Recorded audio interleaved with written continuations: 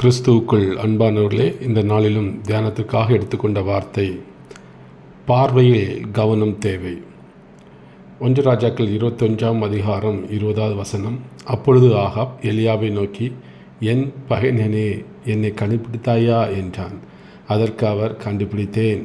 கர்த்தரின் பார்வைக்கு பொல்லாப்பானதை செய்ய நீ உன்னை விற்று போட்டாய் என்று எலியா ஆகாபை பார்த்து கூறுகிற ஒரு வசனம்.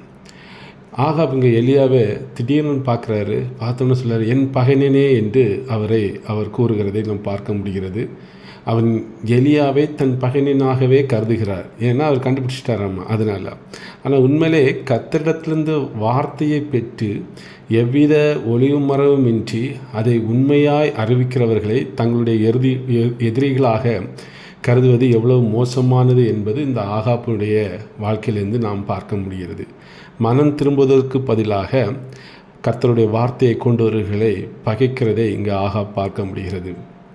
ஸோ கர்த்தருடைய நியாய தீர்ப்பு நமக்கு அறிவிக்கப்படும் பொழுது, அல்லது சிலர் நம் தவறுகளை சுட்டி காட்டுகிற பொழுது, நம் இருதயத்தை பரிசோதித்து அதை திருத்தி கொள்ள வேண்டுமே தவிர சுட்டி காட்டுபவர்களை குறை சொல்லக்கூடாது என்பதை இந்த ஆகாப்பினுடைய வாழ்க்கையிலிருந்து நாம் இன்றைக்கு கற்றுக்கொள்ள முடிகிறது.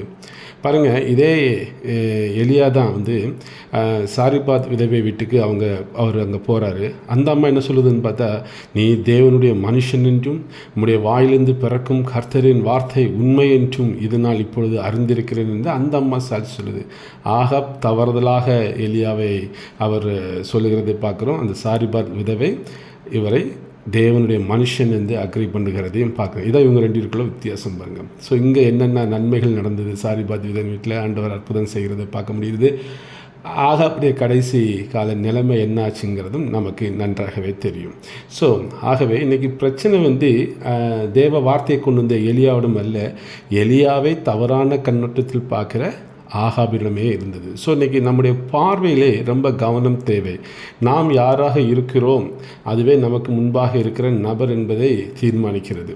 ஸோ நமக்கு எதிரே இருப்பவர்கள் உண்மையிலே யாராக இருக்கிறார்களோ அவ்விதமாக நாமும் பார்க்க பழகிக்கொள்ள வேண்டும். நமக்கு உள்ள எண்ணத்தை வைத்துட்டு இந்த மனுஷன் இப்படி தான் இருப்பான் அப்படின்லாம் நம்ம அவங்கள கணிக்கக்கூடாது, சொல்லவும் கூடாது. ஸோ இன்றைக்கி பாருங்கள், இயேசு கிறிஸ்து கூட இஸ்ரவேலில் அவர் பிறந்து அங்கே வளர்கிற பொழுது யூதர்கள் அவரை பற்றி என்ன சொன்னாங்கன்னா, ஒரு தச்சனுடைய மகன், இதுதான் அவங்களுடைய பார்வை.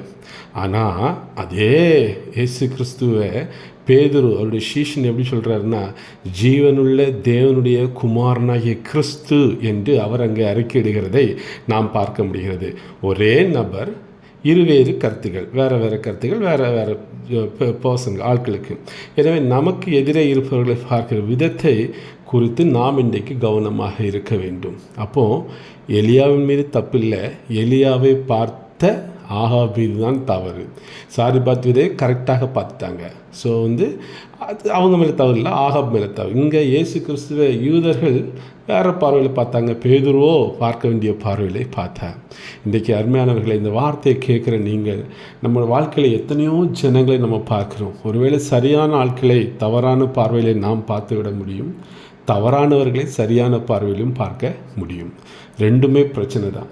அதனால் இன்றைக்கி நாம் ஒரு ஊழியத்தில் கூட, ஊழியக்காரங்களை கூட நீங்கள் ஆண்டவரிடம் கேளுங்கள், ஆண்டவரே இந்த மனிதனை கொடுத்த காரியம் என்ன, இவருக்கும் எனக்கும் நான் என்ன செய்ய வேண்டும், இவரோடு சேர்ந்து நான் ஊழியம் பண்ணலாமா, இல்லை இவங்களுடைய மீட்டிங் நான் போகலாமா, அவர்களுடைய ஊழியத்தோடு இணைந்து கொள்ள, இந்த மாதிரிப்பட்ட காரியங்கள், சந்தேகங்கள் எது இருந்தாலும் ஆண்டவர்கிட்ட கேளுங்க.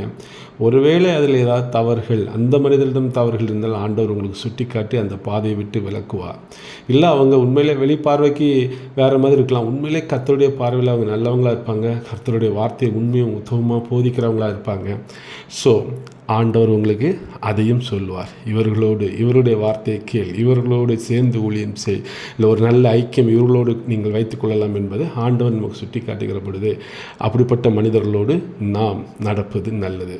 ஸோ இன்றைக்கி இது ரொம்ப ஒரு வித்தியாசமாக, நம்ம பார்க்குற பார்வை என்பது சரியானதாக இருக்காது. தேவ ஆவியினாலே, தேவனுடைய கிருபையோடு, அவருடைய பலத்தோடு, அவருடைய பிரசன்னத்தோடு ஒருத்தரை பார்க்கும்போது தான் நம்ம சரியாக பார்க்க முடியும்.